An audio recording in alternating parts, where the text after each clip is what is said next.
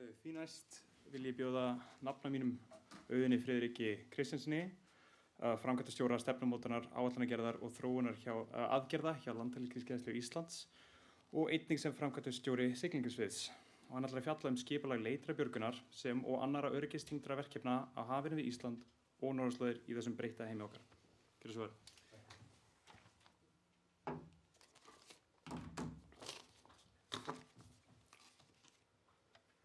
Það sem ógnir og ábyrgðir mætast nafnið á fyrirlestur mínum hérna í dag. Ábyrgð eftirlit öryggi á norðurslóðum og það viðeigandi umræðuefni á degi sem þessum. Ég heiti Auðun Kristjánsson eins og við komum fram, framkvæmdastjóri hjá Landhelgisgæslunni og vil fá þakka Varbergi og Dómsmálaráðuneytinu, Norðurslóðanettinu, Háskólanum á Akureyri fyrir að halda þennan viðburð hérna á Akureyri í þessu frábæra veðri og hérna bara dáist að því að þið skulu öll koma hérna inn í þessu góða veðri og hinn sem eru svo online líka að fylgjast með. Í störfum mínum hjá Landhelgisgæslunni í bráðum 40 ár, þó ungu sé, sem áhafnarmeðlimur á varðskipum, loftförum, þyrlum og flugvélum og verkefnastjóri og nú framkvæmdastjóri hef ég komið að fjölbreyttum verkefnum á sviði löggæslu, leitar og björgunar. Og það er sláandi og hreint ótrúlegt að fylgjast með hversu hratt verkefni og áskoranir gæslunnar hafa breyst á undanförnum 10 til 20 árum. Það er hreint, algjörlega ótrúlegt að fylgjast með því. Í þessari yfirferð mun ég fjalla skipulag leitar og björgunar á sjó og í lofti á norðurslóðum, helstu styrkleika og veikleika leitar og björgunarkerfisins á Norður-Atlantshafi, hlutverk gæslunnar í leit og björgun og öryggis- og varnartengdu verkefnum sem að tengist allt saman og áhrif breytts öryggisumhverfis og aukinna hernaðarumsvifa á borgaralega starfsemi stofnunar eins og Landhelgisgæslunnar. Þetta eru nokkrar glærur en ég vona að við höfum svo einhverja 10 mínútur í spurningar og vænti þess að þið hafi góðar spurningar í þann tíma sem við höfum til að fylla upp í. En við skulum byrja á áskorununum.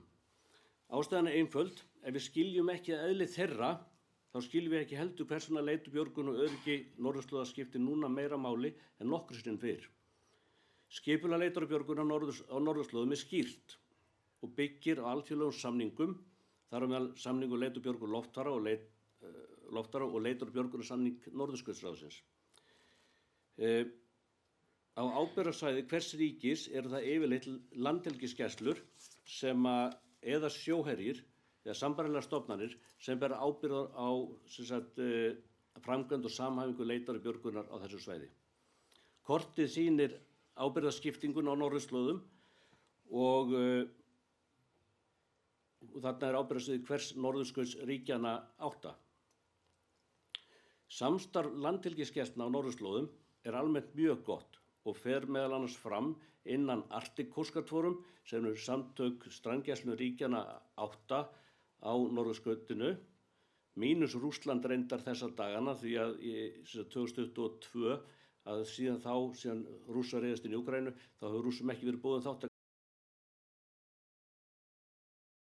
á fundi þessara samtaka í Kaupmannahöfn og það er mjög virkt samstarf á þessu vettvangi.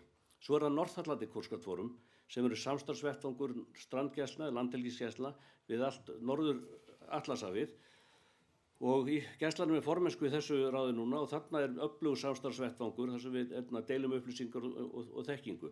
Og gæslanum er formennsku í þessu ráði núna í ár og í byrjun maí 110 manna ráðstefna sérfræðinga North Atlantic Coast Guard Forum hérna haldin í Reykjavík.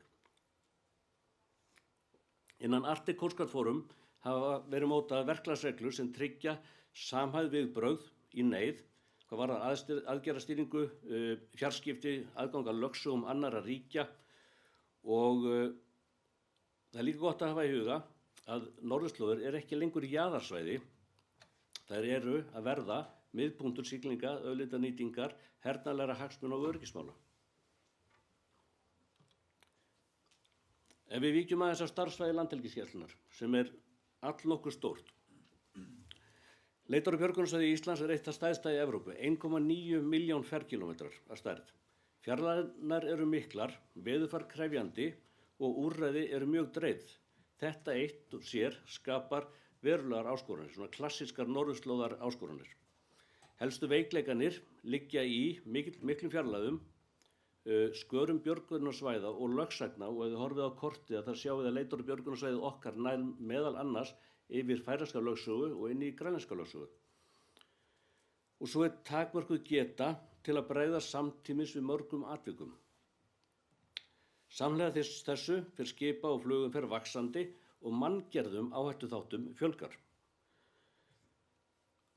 Þegar horft á gríðarstóra svæði sem að Gæslan ber ábyrgð á, þarf að hafa í huga að við berum einnig ábyrgð á öryggis- og löggæslu á hluta þessu svæði og stórum hluta þessu svæðis.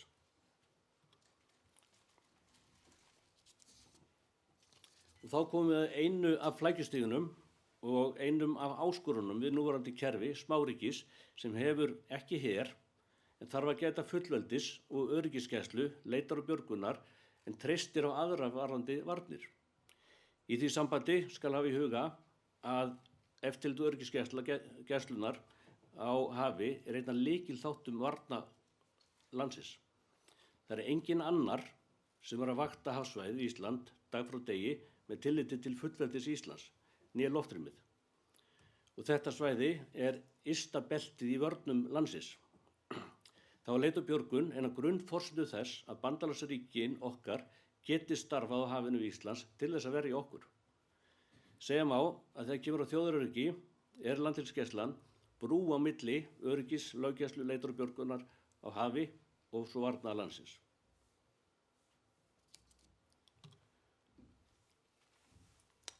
Öryggisumhverfið hefur breyst í grundvallaratriðum. Aukin hernaðarleg áhersla á norðurslóðum hefur bein áhrif á borgaraleg verkefni eins og leit og björgun sem að Gæslan sinnir. Það er nefnilega þannig að sú staða sem er upp í alþjóðamálum, aukin áhersla á hernaðarlega mikilvægi norðurslóða, aukin umferð skipa sem er á ferðinni í vafasömum tilgangi og aukin viðvera herskipa og hernaðarlegra loftfara á þessu svæði hefur áhrif á mikilvægi eftirlits, öryggisgæslu, leit og björgun en þessum verkefnum er almennt sinnt af landhelgisgæslum og sjóherjum á þessu svæði.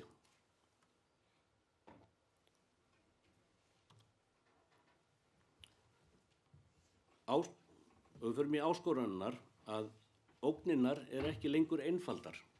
Það er ekki bara náttúran sem við erum að kljást við. Það getur verið faldar, það getur verið óljósar, það getur verið blandaðar. Og þá er stundum óljós hvort að þær eru af hernaðarlegum toga eða borgaralegs eðlis. Helstu áskoranirnar sem við búum við eru hérna á skjánum, listaðar upp og hafa verið oft í fjölmiðlum og í umræðinu undanfarin misseri. Skuggafloti, skip sem eru ógn með umhverfisöryggi. Þessi skip eru að sigla Íslands hafsvæði og rétt að minna á atvik í vetur þar sem og hefur nefnt hér áður í morgun að Bandaríkjamenn tóku eitt slík skip þar innan lögsögumörk Íslands. Við sjáum þessi skip eins og eru hérna á skjánum, á ferðinni við lögsögumörk Íslands reglulega. Þau virðast reyna að halda sig fjarri en við sjáum þau nær vikulega í okkar kerfum. GPS-truflanir sem við sjáum sem betur fer lítið af og rangar staðsetningarupplýsingar sem við sjáum nær daglega. Dæmi, flugvélin okkar TF-SIF var á ferð í Pólandi í verkefni daginn og þá lentum við í GPS-truflunum í aðflugi sem hefði getað mögulega ógnað öryggi vélarinnar ef við hefðum ekki haft önnur kerfi og velþjálfaðar áhafnir. Og svo sjáum við reglulega ef heyrum af tilkynningum hérna í kringum okkur og sérstaklega í Austur-Evrópu GPS-truflanir. Og svo eru þessar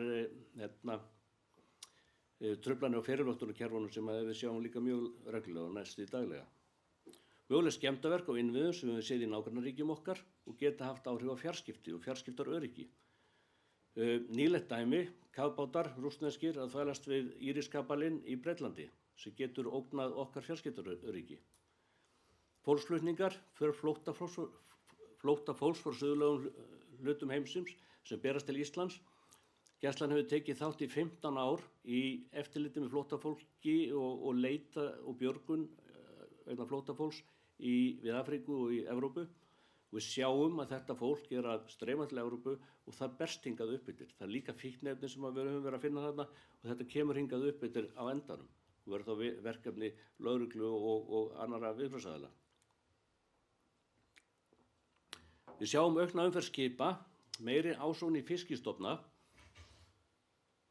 meðal annars veiðar rússneskra skipa og skipa frá Asíu yfir lögsögumörkin og þetta bara árviss viðburðurinn á hverju einasta vori þá flykkjast hingað rússnesk skip að veiða úr deilistofnum sem eru 0 kvóti á samkvæmt ráðgjöf og við sjáum asískip sem eru að veiða túnfisk og aðra fiskistegundir og svo eru náttúrulega aðrar fiskitegundir sem eru í deilistofnum sem þvælast á milli sem eru alþjóðlegum hafsvæðum kringum okkur og við sjáum að það er ásókn í þessa stofna. Og svo lokum gæsla auðlinda hafsbotni. Við vitum að erlend ríki hafa unnið að kortlagningu auðlinda hafsbotni á norðurslóðum og það geta til þess að stunda námugröft eru alltaf 6.000 metrar dýpi og við þurfum þess að fylgjast með hafsbotninum og því sem er að gerast í lögsögunni okkar. Við þetta má bæta að það virðist vera tilhneiging meðal ríkja að bera ekki sömu virðingu fyrir lögsögum og landamærum eins og var áður og þetta sjáum við bara núna síðustu vikunar. Áskoranir eru til víða og þær eru marglega. Ofangreindir þættir auka hættu fyrir áhættu skipa, umhverfi og stöðu okkar sem fullvalda þjóðar. Eins og staðan í dag er þetta helstu ógninar sem stafa okkur. Eiginlegt innrásarstríð er sennilega fjarlægur möguleiki þó vissulega séu óveður ský á lofti. Eru þessar áskoranir varnarmál eða er þetta verkefni sem varða þjóðaröryggi og fullveldi? Þetta eru mínum huga fjölþáttaógnir en það er mörg grá svæði þarna á milli. Óvissa í alþjóðastarfi. Samstarf hefur verið hornsteinn öryggisleitar og björgunar á norðurslóðum. Samstarf þessara 8 ríkja sem ég nefndi áðan. Alþjóðleg spenna hefur þó grafið undan þessum grunni. Eins og ég kom inn á hérna undan, þá er samstarf þeirra aðila sem bera ábyrgð á öryggi, leit og björgun á norðurslóðum verið gott. Það hefur ríkt traust og lykilaðilar eru aðeins símtal í burtu frá hver öðrum. Staða heimsmála hefur þó áhrif og í kjölfar árás á Rússa í Úkraínu 2022 það hefur þeim ekki verið boðið á Arctic Coast Forum. Rússar bera ábyrgð á leit og björgun á stóru hluta norðurslóða eins og þið sáuð á kortunum hérna áðan og þetta er ekki ákjósanleg staða. Nú hefur náin samstarfsþjóð okkar Ásels Grænland sem er hluti af danska konungsveldinu og hluti af NATO og tímabili í vetur voru nágrannaríki okkar að búa sig undir átök yfirráðið í Grænlandi, okkar næsta nágranna. Þarna eru þjóðir sem að fram til þessa verið meðal helstu bandalagsþjóða Vesturlanda við Norður-Atlantshaf, þarna er ásælast land vinaþjóðar og ógna þar á leiðandi því alþjóðlega kerfi sem við höfum treyst á. Þessi mynd er tekin á fundi Arctic Coast Forum 2019 ef ég man rétt sem við héldum á Húsavík. Þarna eru samankomin fulltrúar allra Arctic ríkjana 8, þetta eru Rússar, Bandaríkjamenn, Danir, Kanadamenn, Svíar, Finnar og Norðmenn. En þegar stórir aðilar detta út úr samstarfinu og brestir koma í samstarf þessara bandalagsríkja, þá veikist kerfið.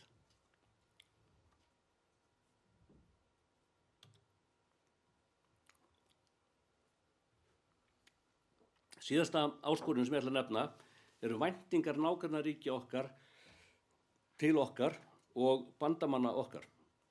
Ísland er herlaus þjóð sem byggir varnir og öryggi sitt á bandalagi þjóða, alþjóðlegu samstarfi og varnarsamningum, en við höfum eftir sem áður mikilvægu hlutverki að gegna eins og ég fór yfir áður. Það er skylda Íslands að styðja við þær þjóðir sem hafa skuldbundið sig til að verja okkur með því að sinna leit og björgun og gistiríkjastuðningi og það er skylda okkar sem sjálfstæðar þjóðar að sinna eftirliti með hafsvæðinu í kringum landið sem er okkur svo mjög verðmætt. Bandalagsríkin og systurstofnanir gæslunnar sem oftast eru sjóherri og landhelgisgæslunnar sem komið inn á gera eðlilegar kröfur til Íslands að standa undir skuldbindingu sínur. Þessi krafist af systurstofnunum okkar að við stöndum okkur. Og við heyrum þetta á þeim fundum sem við erum að sækja með þessum aðilum. Við getum ekki ætlast til þess að aðrir komi og verji okkur ef við ætlum ekki að standa við okkar hluta af samningnum og tryggja öryggi þessa fólks sem kemur hingað í óblíða náttúru Norður-Atlantshafsins til að verja okkur. Við finnum vel fyrir þessum væntingum systurstofnana og samstarfsfólks okkar meðal bandalagsríkjanna. Þau eru skýr, þið verið að standa ykkar plikt. Þið verður að vakta ykkar svæði, miðla upplýsingum og vera til taks til að sinna leit og björgun og gistiríkjastuðningi. En færum okkur þá yfir á lausnirnar og förum yfir það hvernig við erum að sinna þessum framangreindu verkefnum. Á móti áskorunum stendur sterkt alþjóðlegt kerfi þó það séu brestir í því. Leit og björgun á norðurslóðum byggir á skýrum samningum og vel skilgreindu ábyrgðarsvæðum. Samstarf innan North-Atlantic Coast Guard Forum og Arctic Coast Guard Forum og tvíhliða samstarf hefur skapað tengsl og verklag sem virkar í neyð. Fjarskipti, heimildir og samhæfingu eru fyrirfram skilgreind og við styðjum hvort annað með upplýsingaskiptum, fræðslum og æfingum. En það eru vissilega brestir í ákveðnum hluta samstarfsins og það er mikilvægt að berja í brestina, viðhalda tengingum og sýna staðfærslu Íslands í verki með þátttöku og öflugum búnaði. Og mér langar að benda á þessa mynd sem er táknræn fyrir það að berja í brestina. Þessi mynd er tekin borð í kanadísku varðskipi á Faxaflóa 2019, ef ég man rétt.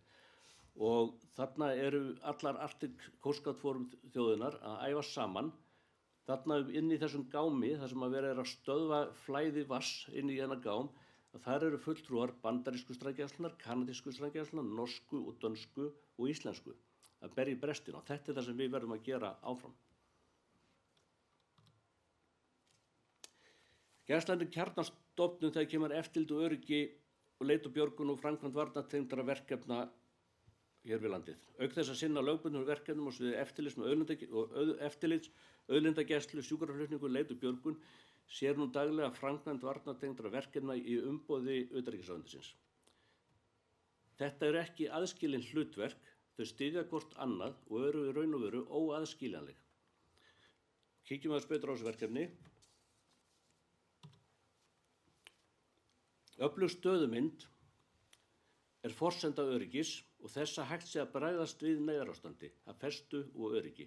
Stöðumyndi byggir á, númer 1, gögnum frá gervitunglamyndum, eftirliti með ratsjám sem hafa verið nefndar hérna, bæði á sjó og í lofti, eftirliti skipa og loftvara og gögnum frá systurstofnunum nágrannaríkjanna. Og glærunni sjáum því hvernig þessi vöktun fer fram, bæði í stjórnstöð gæslunnar í Reykjavík, stjórnstöðinni sem við erum í Keflavík, sem við rekum fyrir hönd utanríkisráðuneytisins og þeim tækjum sem við höfum yfir að ráða og tækjum samstarfsþjóða okkar. Og svo í öðru lagi þá er það greining allra gagna frá eftirlits- og upplýsingakerfum. Í dag eru gloppur í þessari stöðumynd en það er unnið hörðum höndum að því að fylla í götin, auka eftirlit og greiningu. Við eigum allt til þess, við erum með mjög góða innviði, erum öfluga mannskap og góð tæki en þurfum að nýta tækikostin betur og þar eru tækifæri. Og við finnum fyrir stuðningi stjórnvalda í þá átt, eins og hefur komið fram í morgun, það er verið að bæta í. Á þessu ári hefur eftirlit verið stóraukið, bæði með aukinni viðveru TF-SIF á Íslandi, en auk þess að verið að setja upp ratsjá sem greina skipaumferð á sjó og þá verið að efla greiningagetu gæslunnar, greiningu upplýsingar sem við höfum aðgang að í góðri samvinnu við greiningadeild ríkislögreglustjóra sem er mjög mikilvægt samstarf. Við byggjum allt okkar á því að áhafnir skipa geti sótt sjóinn, sótt auðlindir okkar af öryggi. Við erum að laða til okkar ferðamenn í þúsundatali með skemmtiferðaskipum, sjóstangveiðum, skemmtibátum, ferðaþjónusta er orðin eina undirstöðu atvinnugreinum okkar. Gæslan er ábyrg fyrir leit og björgun vegna framangreindra skipa og allra þeirra loftfara sem fara við víðfeðma leitar- og björgunarsvæði Íslands í samræmi við alþjóðlegar skuldbindingar okkar. Farþegaskipum hefur fjölgað gríðarlega og á hverjum tíma yfir þá mánuði sem eru sem flest skip eru þá eru 18 til 20 skip á hverjum tíma innan okkar landhelgi. Á þessu sviði njótum við liðsinni öflugra björgunarsveita Slysavarnafélagsins Landsbjargar og öflug skipakost félagsins sem við erum að byggja upp að miklu myndugleika. Þá eru íslenski sjófarendur mikilvægur hlekkur í leitar- og björgunarkerfi á hafi við Ísland.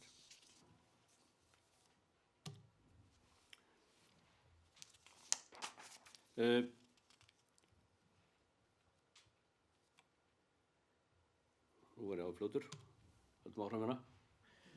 Gæslan annast á grundvelli þjóðréttarlegra skuldbindinga björgunarþjónustu með þyrlum í tengslum við loftrýmisgæslu. Atlantshafsbandalagið NATO hér á landi auk þess að sinna æfingum, heimsóknum og öðrum tengdum verkefnum. Þá þurfum við að geta aðstoðað erlend herskip lendi þau í neyð með dráttarþjónustu, slökkvigetu og svokölluðu damage control sem miðar að því ef að skip verður fyrir skaða, mögulega út á árás eða einhverju slíku að tryggja að það sökki ekki og mengi ekki og komist í land. Leit- og björgun vegna varnartengdrar starfsemi er samofin leitar- og björgunarþjónustu vegna sjófarenda á hafi. Íslensk leit- og björgun nær þannig einnig til erlends herafla. Þetta er ekki formsatriði, þetta er grundvallaratriði við varnir Íslands og þarna verðum við að standa okkur. Til að geta sinnt ofngreindu verkefnum þarf keðju tækja, mannskaps og samhæfingar. Það er að segja við þurfum að hafa aðgang að gervitunglum, við þurfum að hafa 2 þyrlur til taks hverju sinni, við þurfum að hafa flugvél til að sinna leit og björgun og eftirlit og leit, 2 varðskip til taks á hverju tíma, ómönnuð tæki á yfirborði og undir yfirborði sjávar, stjórnstöð til að samhæfa og vel þjálfaðar áhafnir. Þetta er lykilatriði. Eins og áður segir þá höfum við flest þessara tækja, það þarf að fjölga 1 þyrlu og verið er að leita leiða til að bæta þyrlu viðbragði hjá okkur í samvinnu við stjórnvöld. Það er mikilvægt að hafa í huga að hver króna sem varið er til eftirlits, leitar og björgunar hjá Gæslunni með tillit til öryggis og varnarmála fer í að auka öryggi almennings í landinu, íslenskra sjómanna og vernda auðlindir og fullveldi okkar á hafi. Sem dæmi má nefna að þegar búið verður að fjölga 1 þyrlu og 1 áhöfn í þyrlusveitin okkar verður hægt að stórauka sjúkraflutningar og björgunarþjónustu með þyrlum á landi og stytta viðbragðstíma á þeim landshlutum sem fjærst eru Reykjavík. Og þetta á ekki síst við hér á Akureyri þar sem við erum stödd nú. Og sem dæmi hvernig svona verkefni hafa haft jákvæð áhrif út á landi og þessi uppbygging er Freyja sem nú er gerð út frá Siglufirði sem hefur skilað miklum árangri og virkilega gott að gera út skip hérna fyrir norðan.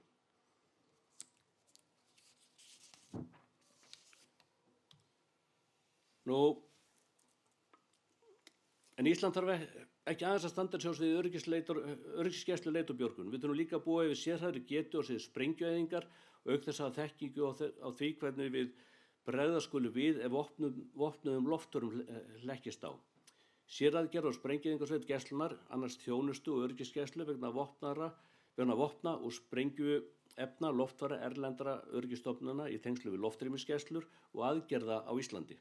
Verkefni felst í þjónustu við vopnabúnað loftfara, eyðingu skotfara, flutning og sprengjum og skotfærum.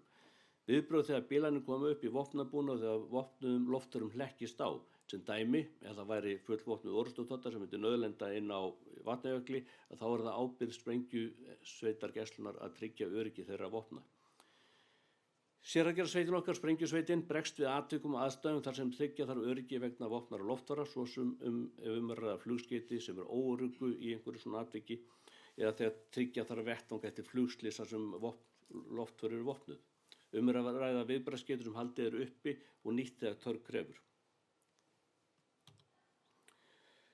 Samhliða auknu mikilvægi norðurslóða í hernaðarlegum tilliti hefur komum herskipa hingað til lands fjölgað. Gæslan leiðir samhæfingu og samstarf vegna framkvæmdar og viðbúnaðar í tengslum við móttöku kjarnorkuknúinna herskipa innan landhelgi og innsævis. Þessu verkefni hefur verið sinnt í góðu samstarfi utanríkisráðuneytisins, dómsmálaráðuneytisins, lögreglu, landhelgisgæslu, gæsluvarna ríkisins og annarra aðila. Og þá hefur bæði við embætti ríkislögreglustjóra og svo embætti á því landsvæði þar sem þessi skip eru að koma upp að. Komum erlendra herskipa, meðal annars kjarnorkuknúinna kafbáta hingað til lands, hefur fjölgað og teiknir á lofti að það verði enn frekari fjölgun hjá þessum skipum.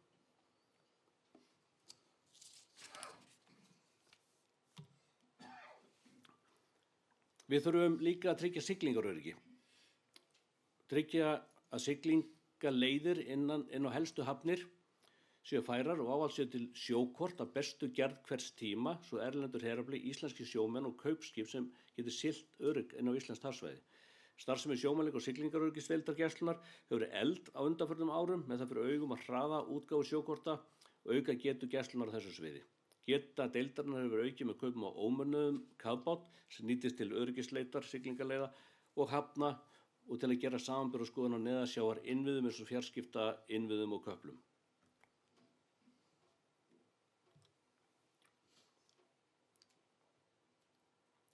Ísland og hafsvæðis við Ísland er mikið notað til æfinga af NATO og samstarfsþjóðunum. Æfingar með NATO og samstarfsþjóðum okkar eru ekki aukaatriði, þær byggja upp hæfni, traust og raunhæfan viðbúnað. Starfsmenn Gæslunnar úr öllum deildum hafa komið að skipulagningu og framkvæmd varnartengdra æfinga. Að auki sendir Gæslan starfsfólk til annarra æfinga erlendis.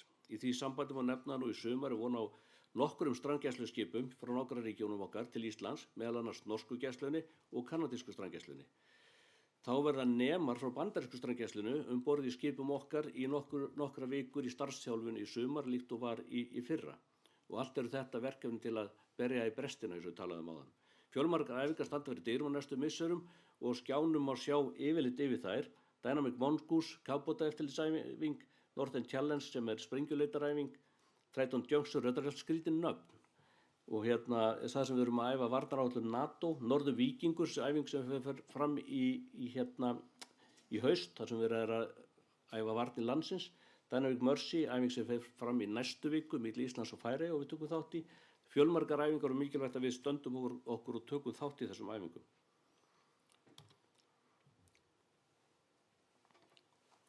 Samstarfið systurstofnanir okkar í nágrannaríkjunum lykilatriði eins og ég hef komið inn á. Ekki bara til að tryggja framgang varnarþyngdarverkefna, heldur líka til að tryggja hnökralaus og samhæfða þátttöku hernaðarlegra tækja í leit og björgun vegna sjófarða yfir landið. Það nefnilega þannig að aukin viðvera herskipa og loftfara við varnarþyngd verkefni eykur getu okkar til að tryggja öryggi almennings á friðartímum. Þetta eru einingar og tæki sem við getum notað í almenna leit og björgun. Gæslan eina íslenska stofnunin með dagleg aðgerðatengd samstarf við strandgæslur og her í bandalagsríkjanna og þar liggur mikil þekking og dýrmætt traust. Gæslan til dæmis í nánu samstarfi og með tvíhliða samninga við strandgæslur Noregs, dönsku herstjórnin í Grænlandi, bandarísku strandgæsluna og kanadísku strandgæsluna, meðal annars upplýsingaskipti, þjálfun og tækniþróun. Í þessari viku var forstjórinn, eins og ég sagði áðan, hjá fundi Arctic Coast Guard Forum sem hafa skrifað undir Annual Plan of Action milli gæslunnar og bandarísku strandgæslunnar sem mótar helstu samstarfsþætti hvers tíma. Styrkleiki kerfisins liggur fyrst og fremst í skýrri ábyrgð, vel skilgreindur svæðum og nánu trausti og samstarfi við þessa aðila.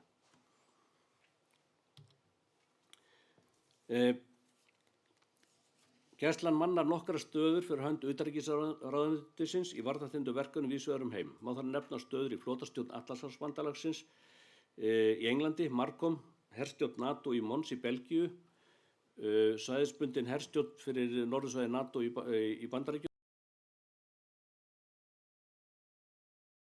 NATO stýrt og stöðum í varnarmálaskrifstofu utanríkisráðuneytisins.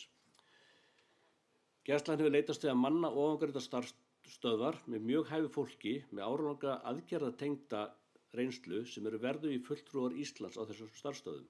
Þegar dvölinni lýkur fær Gæslan svo fólki tilbaka með yfirgripsmikla þekkingu og reynslu á sviði varnarmála sem gerir stofnunina enn hæfari en ella til að sinna ofangreindum öryggis- og varnarþyngdu verkefnum.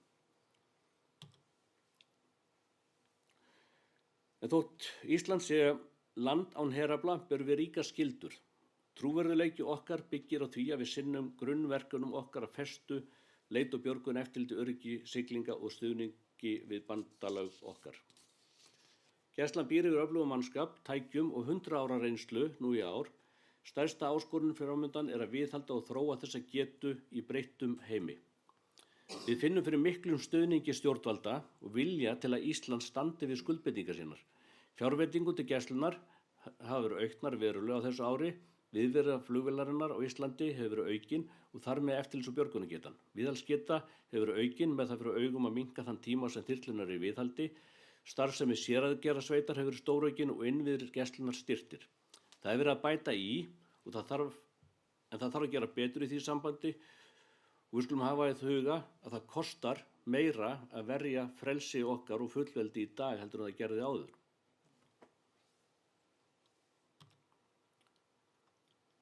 Eins og fram hefur komið, þá erum við, Ísland, að gera margt til að efla öryggi á okkar svæði, á leitar- og björgunarsvæði Íslands. Við höfum verið að efla getu okkar, tækjakost, og tækjakostur hefur aldrei verið eins öflugur og hann er í dag. Og við erum að stíga ákveðin skref til frekari eflingar og nýtingu á tækjakosti og mannafla. Breyttur veruleiki kallar á endurskoðun laga, skýra stefnumörkun og markvissa þekkingauppbyggingu. Lagarammi Gæslunnar þarf að endurspegla raunverulegt hlutverk stofnunarinnar í öryggis- og varnarmálum og tryggja öryggi starfsfólk við allar aðstæður. Þegar borgaralegar stofnanir eins og Gæslan sinnir öryggis- og varnartengdum verkefnum eins og raunin hér á landi, þurfa valdheimildir, boðleiðir og ábyrgðarkeðjan að vera skýr til að draga úr óvissu við framkvæmd þessara verkefna. Dómsmálaráðuneytið leiðir nú gerð nýrrar landhelgisgæsluáætlunar sem til stendur að gefa út í sumar og marka stefnuna fram til ársins 2030. Samhliða að vera að vinna í langtíma áætlun endurnýjun tækjakostgæslunnar. Raunhæf fullfjármögnuð landhelgisgæsluáætlun, tenging hennar við stefnumörkun í öryggis- og varnarmálum lykilatriði í því að tryggja enn betur öryggi á hafi við Ísland og þar af leiðandi norðurslóðum. Nýlega gáfu stjórnvöld út stefnu Íslands í öryggis- og varnarmálum og nú leiðir utanríkisráðuneytið vinnu við áætlanagerð í samræmi við þá stefnu sem að landhelgisgæsla og lögregla og fleiri aðilar koma að.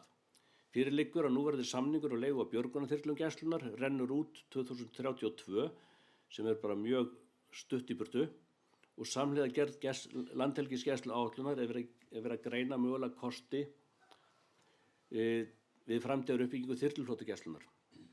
Þá það markvisst að efla þekkingu starfsfólks Gæslunnar og öryggis- og varnartengdum verkefnum með því að taka virkan þátt í verkefnum í alþjóðlegu umhverfi, samstarfi, mönnun starfsstoða, menntun og þjálfun. Við þurfum að efla þátttöku kvenna í verkefnum Gæslunnar og við höfum markvisst verið unnið að því undanfarin ár.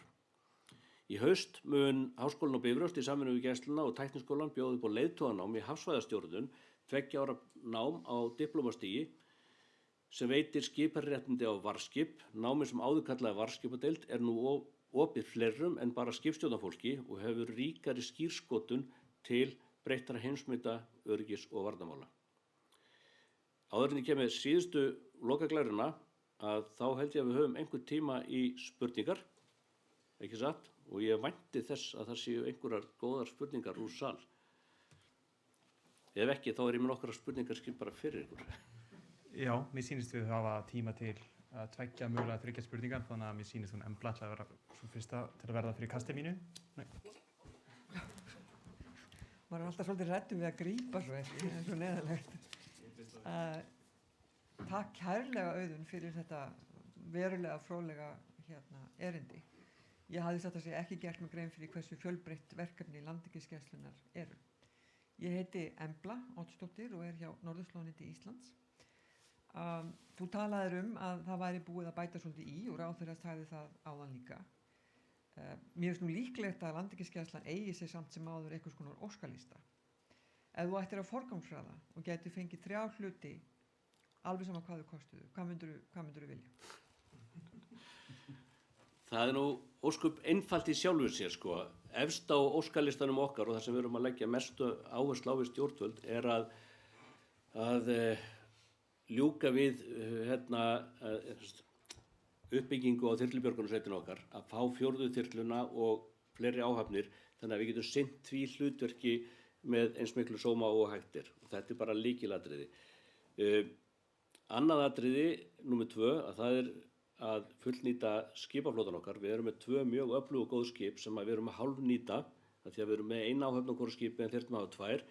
Með því að fullnýta þennan tækjakost, við erum þegar farin að fullnýta sifina hérna heima, flugvélina okkar. Þannig að þessi 2 atriði eru svona lykilatriði til að fullnýta núverandi tækjakost. Þetta engin stór peningar sem í þessu í raun og veru. Þarna værum við góðan ansi góðan stað. Kannski 3. atriði í raun og veru aukin nýting á tækni, gervitunglatækni, gervigreind, greiningu, öflugu samstarf við lögreglu og aðra viðbragðsaðila. Það svona 3. atriði sem við þurfum að bæta verulega í. Og bara skulum hafa það í huga. Við erum að gera ansi velheldi í dag sem þjóð, en það vantar herslumuninn til að fullnýta tækin okkar og stíga skrefin í framtíðina með því að betur nýta nútíma þekkingu og tækni. Fleiri spurningar? Má ég biðja að fylgja aðeins betur eftir með þyrlu framtíðaruppbyggingu á þyrlusveitinni. Viðbótar þyrla, það verið meðal annars rætt að staðsetja þyrlu hér og byggja upp. Getur aðeins fjalla betur hvaða mynd erum við að horfa á eftir 2032? Sko það er sjálfur sér ekki búið að marka, við erum ennþá í þessa stefnumótunar vinnu og eins og ég sagði áðan þá er mikilvægt að það sé samhengi á milli fjárveitinga og áætlunar sem við erum að vinna. Þannig að við þurfum svolítið að við erum að vinna þessa vinnu núna og ráðuneytið okkar er að leiða þessa vinnu. Það sem við viljum sjá við þurfum 4. þyrluna, við erum bara með 3 í dag og við erum með 7 áhafnir. Þetta þýðir það að það er svona 65-70% availability eins og við köllum það á 2 þyrlum. Til þess að ná 100% availability, ef við getum alltaf verið með 2 þyrlur til taks, þá þurfum við 4 þyrlur og að lágmarki 7 áhafnir. Og þá er orðið forsenda til að hafa eina vél út á landi. Við vitum það og því að við erum nú á Akureyri og ég vissi að þetta kæmi upp, að Norðurlandið, Austurlandið er bara ekki að fá sömu þjónustu varðandi þyrlubjörgun eins og aðrir landshlutar. En til þess að við getum stigið þetta skref þá verðum við að hafa tækjabúnaðinn og mannskapinn til að gera þetta. Og þarna bara vantar aðeins upp á, en það er jákvæð teikn á lofti og vonandi náum við í samstarfi við ráðuneytið okkar að berja þetta í gegn á næstu árum. Eftir 32, það er ómögulegt að segja, þá erum við að fjárfesta í þyrlum sem að vonandi, ef við ætlum að kaupa vélar sem eiga að duga til næstu 30 ára, til 2062 og þá þarf að hugsa vel hvernig við ætlum að hvernig svo fjárfesting á að vera. Áslaug, ég rektor Háskólans á Akureyri. Takk fyrir bara þetta mjög áhugaverður fyrirlestur. Mér langar svolítið að spyrja eitt sem þú sagðir núna er Rússland ekki með í þessu samstarfi landhelgisgæsla. Hvaða áhrif hefur þetta svona bara á, ef það kemur eitthvað upp á, eða þú veist hverju máli skiptir þetta í rauninni? Það skiptir kannski fyrst og fremst máli í því samhengi að Norðurskautsríkin séu vinni sem eitt. Það er kannski ekkert mikil rússnesk viðvera hérna á Íslandi, en þið funduðu bara þegar Rússar voru með í þessu samstarfi, þá voru allir í sama takt og þetta snýst bara um samstöðu og ríkin vinni vel saman og þegar hér erum við að tala um norðurslóðir, að Rússar bera ábyrgð á leit og björgun á stóru svæði eða stóru hluta af norðurslóðum. Það er bara mikilvægt að þessar þjóðir séu allar vinni saman og séu í takt.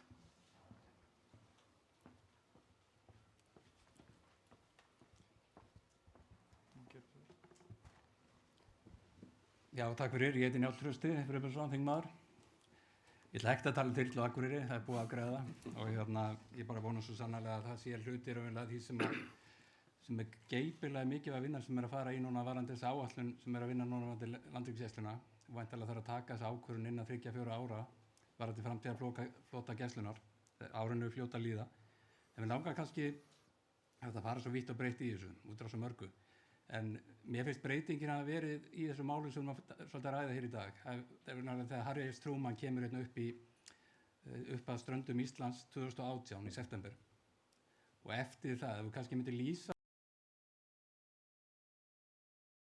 eitthvað störfum og við sjáum svona breytingar, ég held að sé fullu vilji, miklu meiri vilji núna til að gera vel við gæsluna heldur en var bara fyrir nokkrum árum og allir búin að átta sig á því ástandi sem er eða flestir, á því ástandi sem er í gangi.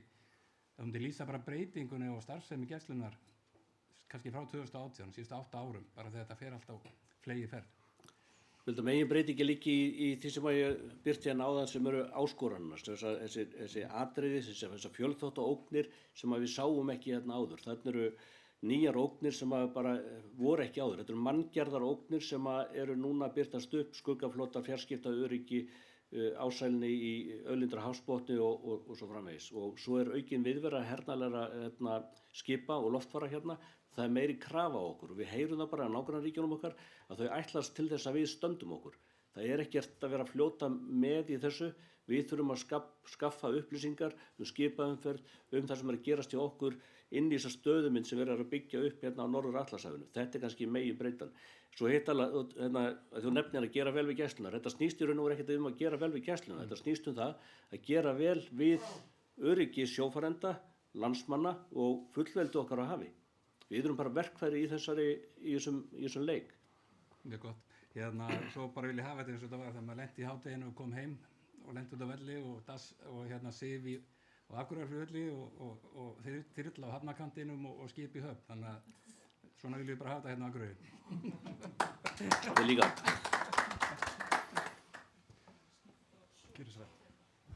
Já, sætlegðin, takk fyrir þetta.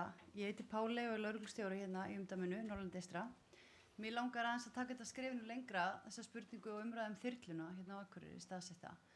Og velti fyrir mér bara hreinlega starra skrefi og hvort að svona kannski svona framhaldi af þessu spurningunum óskalistaðin og allt þetta. Ég meina það stendur í rauninni ekkert í vegi fyrir því að færa allt flugrekstrarsvið Gæslunnar til Akureyrar og hafa kannski bara eina þyrlu staðsetta í Reykjavík. Það væri alveg hægt að snúa þessu við svona í svona samræmi við alla umræðu það að það sé ekki skynsamlegt að vera með öll ekki inn í sömu körfunni, álagið og Reykjavíkurflugvöll og allt þetta. Ég meina þetta möguleiki, ekki rétt? Þetta klárlega möguleiki og ég held að við eigum að þegar við erum að velja þessum tækjum okkar staðsetningu, hvort sem það Akureyri, Reykjavík, Egilsstaðir eða hvar sem það við eigum að fara eftir þörfinni, við eigum að kortleggja, við eigum að lesa gögnin, við eigum að finna út hvar eru þörf á sjúkraflutningum, leit og björgun og við eigum að staðsetja tækin okkar með það. Þetta á ekkert að fara eftir neinu öðru í raun og veru. Auðvitað eru ákveðin kostur við að vera Reykjavík og sömu leitu upp á innviði og mannskap og fleira, en við eigum að horfa á þörfina fyrst og fremst. Og þarna koma miklu fleiri aðheldur við. Þetta heilbrigðismál, þetta löggæslumál, þetta stuðningur við lögregluna, flutningur á sérsveit, þetta svo mörg atriði sem koma þarna inn í og það þarf að horfa á alla þessa þætti þegar verið að velja þessum tækjum stað. Akureyri bara alla flótaninga ef það best. Já, sællauðun og takk fyrir þetta. Víðir heiti ég og mér langaði bara mest vanta aðeins inn í þessar upplýsingar hjá þér, þó að hafi nú verið yfirgripsmiklar en það eftirlitið með okkur sjálfum og þá við eftirlitið hjá Landhelgisgæslunni með íslenska fiskiskipaflota. Hefur það nokkuð orðið útundan í öllu þessu hernaðarbrölti? Það hefur ekki orðið verulega útundan en það klárlega flóknara með öllum þessum verkefnum, öllum þessum æfingum sem við erum að taka þátt í. Aukinni loftrýmisgæslu og aukinni kröfum viðveru þar, auknu sjúkraflutningum. Það verra, það er meiri áskorun fyrir okkur að sinna okkar lögbundnu verkefnum eins og eftirliti á hafinu heldur var áður. Við höfum minni tíma í það. Við erum að fara að borði svona 220-250 skip til eftirlits á hverju ári en á sama tíma þá þetta líka gjörbreyst. Við erum að framkvæma eftirliti miklu meira með fjareftirliti í dag, með eftirliti með gagnagrunnum og gögnum sem eru í gangi. Þannig að, og sem betur fyrir, þá eru íslenski sjófarendur almennt mjög heiðarlegir og það lítið brot og ég held að það sé ekki út af því að við séum að sinna eftirlit og lítið, heldur bara að það fólk, íslenski sjómenn að bera virðingu fyrir regluverkinu og auðlindum okkar. En við höfum minni tíma í að sinna þessu heldur en áður, klárlega. Þurrausinn. Það englæra eftir að þegar mér var kennt að ég ætti að hafa lokaorðið í fyrirlesturum og ég ætla að gera það. Öryggi á norðurslóðum ekki sjálfgefið. Öryggi afleiðing ákvarðana, eins og við höfum rætt hér í dag. Við höfum ákveðið að vera virk, ábyrgur þátttakandi í alþjóðlegri samvinnu sem leiðir til öryggis á norðurslóðum. Gæslan einn af hornsteinum öryggis okkar, eins og kom fram í máli ráðherra áðan, fullveldis og alþjóðlegs trausts. Með því að standa undir skuldbindingum okkar styrkjum við bæði eigin öryggi og bandalagi sem við treystum á. Og það ágætt að hafa í huga að ábyrgð ekkert endilega byrði, hún forsenda trúverðugleika okkar. Takk fyrir.